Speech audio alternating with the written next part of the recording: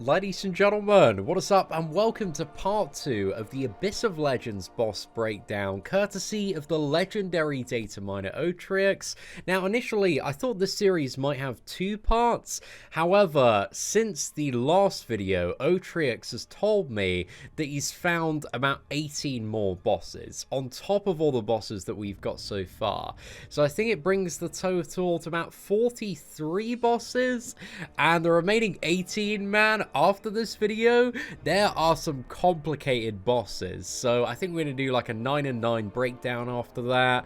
But there is just so much to cover. We have 13 bosses in today's video, and some very interesting and curious fights, because there seem to be some fights that look a little bit fun, and some fights that look like an absolute nightmare. Now, first up today, we have the Abyss of Legends Cyclops. So he has 2 different modes. He's got Overcharged and Spread Shot, and he's always going to begin the fight in Spread Shot mode.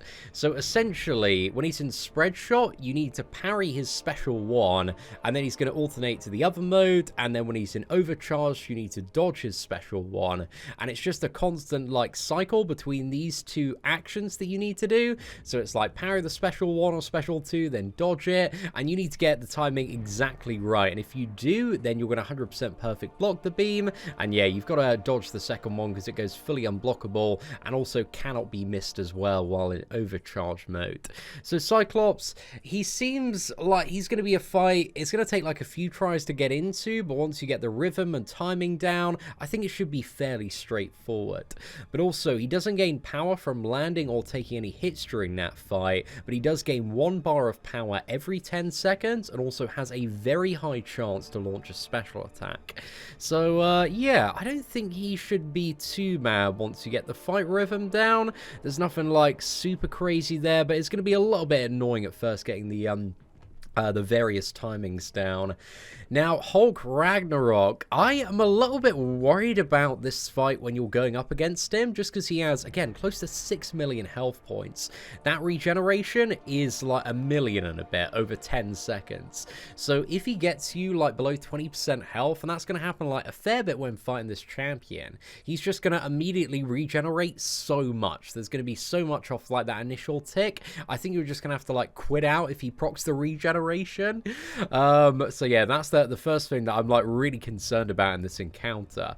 Now, the other things are, while below 25% health, Hulk is heal block, so that means in the very final phase when you're pushing him down, you don't need to worry about him regenerating, which is really nice to see, but also his special attacks become unblockable as well, so this is just going to make him like really annoying to fight, on top of his already like unstoppable occasionally. But also the second thing is Hulk cannot lose more than 10% of the opponent's base attack in health from a single strike. So Aegon is going to be massively gimped in this matchup. I think like very strong bleed champions and damage over time champions are really the way to go. I think Nick Fury is probably going to be one of the best counters to this Hulk, but also like starting around that 30% in the second phase, he's going to have a lot of damage, but it might trigger the regeneration maybe a bit too quickly, but I guess you can mitigate a lot of the regeneration like potentially as well, with all the bleeds and the synergy with the Despair Mastery. So yeah, my bets would be Nick Fury. I think it's going to work quite well on this encounter, but Squirrel Girl maybe as well, and strong bleed champions I think are going to do quite nicely against this Hulk man. Now, next up we got a Quake. Quake is always like a little bit annoying to fight. She's not the worst champion in the game, and her node, it seems like it might be a bit annoying. It depends like the speed in which it builds up, but she's an Earthquake meter, and once it hits 100, you instantly get knocked out. But if you hit her with a critical hit or a bleed debuff, it reduces the Earthquake meter, so every time you land a crit, it's reduced by 8, and every time you land a bleed, it's reduced by 15.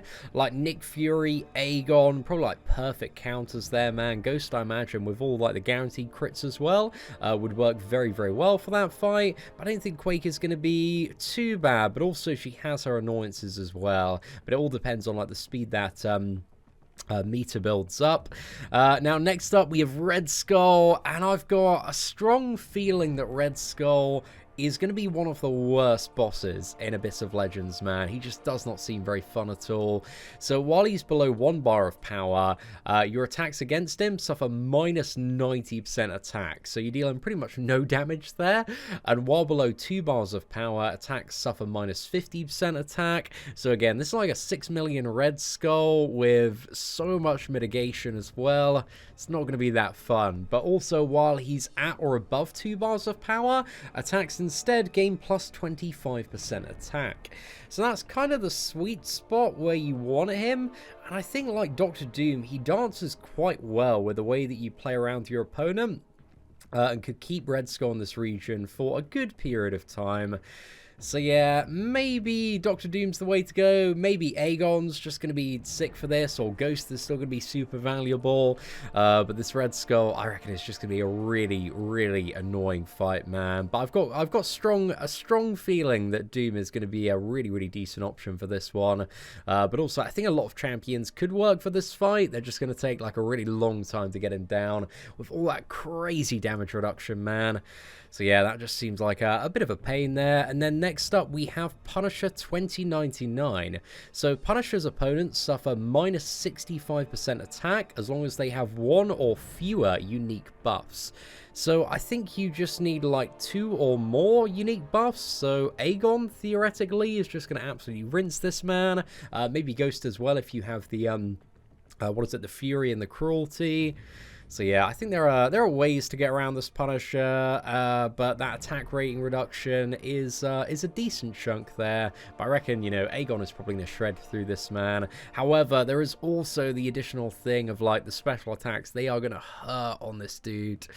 So I think Punisher, he is going to be very, very annoying, I would assume, just for that reason, man. Then next up, we got Joe Fixit, who might be a bit of a pain. So every 10 seconds, Joe Fixit will either gain a random buff or you gain a random debuff.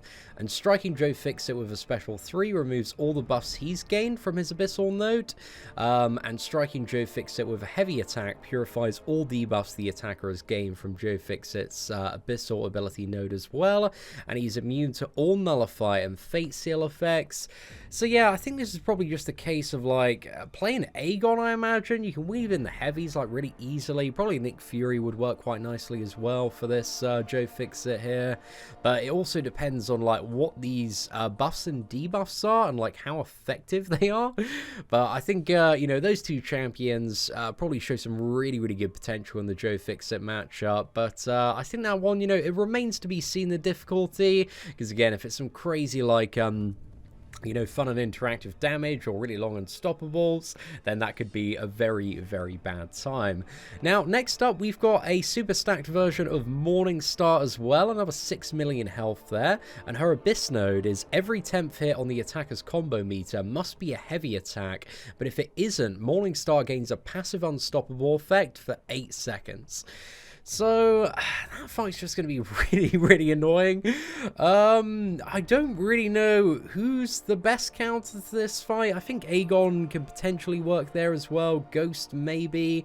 But you can weave in the heavy attacks in the rotation. I don't think there's like a Limber node with Aegon as well. So, maybe Aegon is the way to go in this encounter. But yeah, she just looks like a fight that's going to be, you know, a 6 million health, like really, really annoying, because 10 hits on the combo meter, that's very frequent for a heavy attack right there.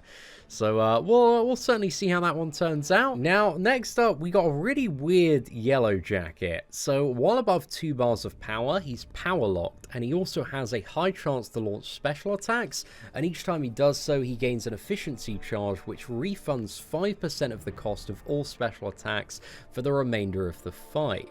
But also, Special 1 and Special 2 have enhanced abilities as well. So Special 1 is unblockable, and if you get hit by it, you get a 3-second passive power sting, so you're pretty much dead if you get clipped by that, man, because it's a very short duration one.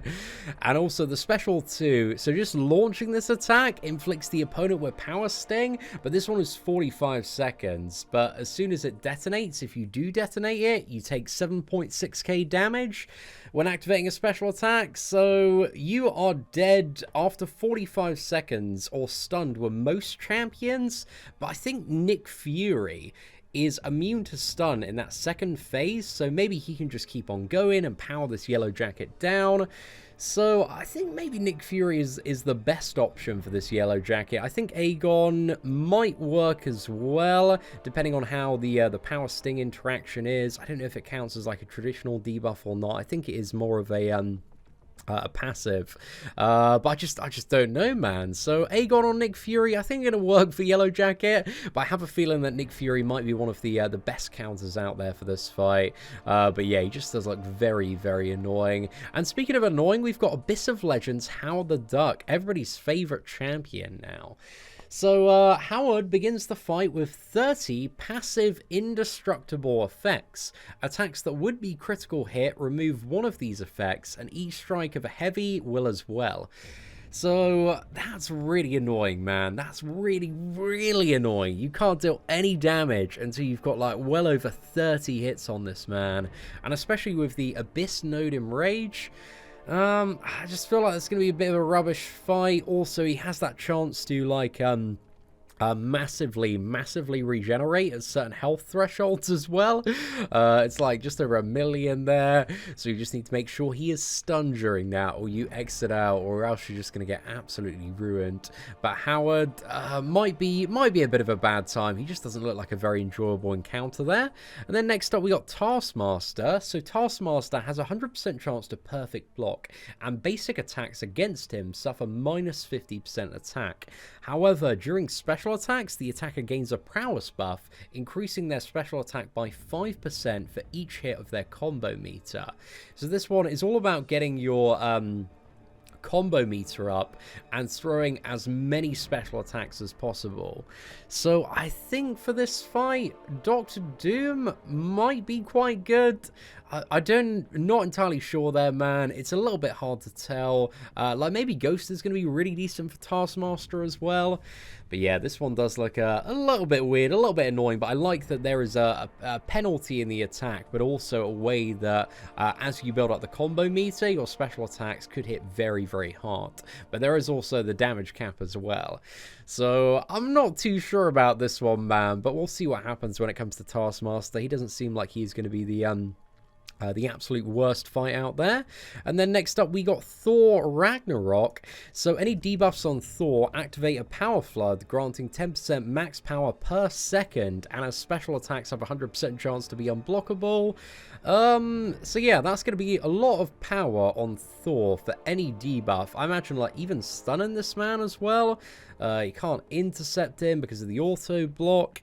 So maybe Dr. Doom, just for taking advantage of that like insane power gain and stealing it back, I think might be a really decent option there. But I think maybe any champion could work against this Thor if you have the skill and patience to bait out a lot of special attacks. So he doesn't seem like he is going to be the worst, but yeah, he might have some pretty ridiculous power gain there, but I think the usual suspects will all do quite well against him. Now we have Karnak, who looks a little bit better actually than the data mind abilities. So in the Karnak matchup, you've got no dexterity and no parry, and both champions are permanently power locked. So you need to intercept, I imagine, and unblockable Aegon, just break down his block. I imagine it's going to work really, really well. But the attacker suffers minus 50% attack at the start of the fight. This was actually minus 100 in the early data mind abilities like a few months ago. But also for every hit on the combo meter, you gain plus 2% attack. So, yeah, I think, like, Aegon is going to work really, really well, but also looking at the wording of, like, plus 2% attack for each hit on the combo meter, maybe Squirrel Girl has some crazy stuff that she might be able to do against Karnak here, because you can get a combo meter up very, very quickly, especially spamming a few special threes. So, I'm not too sure about this one, man, but my bets would be that, this fight just gets absolutely rinsed by Aegon, so I think he's going to be very good for the Abyss version of Karnak there. But yeah, a little bit of a weird one there. Now, next up we have Green Goblin, and I'm not too sure on this one. I think Venom the Duck, but I just don't think that, especially in teams that I'm thinking of, I don't think I can find room for Venom the Duck in an Abyss team. So Green Goblin has a shield charge which lasts indefinitely and provides the max possible physical resistance, energy resistance and armor rating. This shield charge is removed while Green Goblin has an armor break debuff, and striking Green Goblin with a critical hit reduces his opponent's attack rating by 0.9% for that attack. I think it might be like 90% actually, because that seems like a very small reduction there. But I think the way to go around Green Goblin is either armor break or a lot of damage over time. Again, I have a feeling that Nick Fury with all of his bleeds could work really nicely for this encounter as well. So, yeah, it's really, really tough to say, but Nick Fury, Venom the Duck, any armor break champion as well, I think would be able to get the, Abyss Green Goblin down. But yeah, that fight, I reckon it's just going to be horrible, man. Absolutely horrible. But I think with the way that he regenerates as well, you know, Nick Fury might be the way to go with bleeds. So I think Nick Fury would be my early bet on who I'm using there. So anyway, ladies and gentlemen, that brings us to the end of the second part of the Abyss of Legends boss breakdown videos. Some very menacing fights in the Abyss of Legends, but we're also not done yet. According to Otriux, there are 18 more bosses, including champions like Korg, Thing, Iron Man Infinity War, Invisible Woman, Hyperion, and more to come. So keep an eye out for those breakdown videos, man. Going to be coming at some point in the next couple of days. But anyway, ladies and gentlemen, hopefully you enjoyed part 2 of the Abyss of Legends boss breakdown. If you did, please do smash that like button. That'd be greatly appreciated. Aside from that, thank you very much for watching. Take care, and I hope that you have an absolutely fantastic day.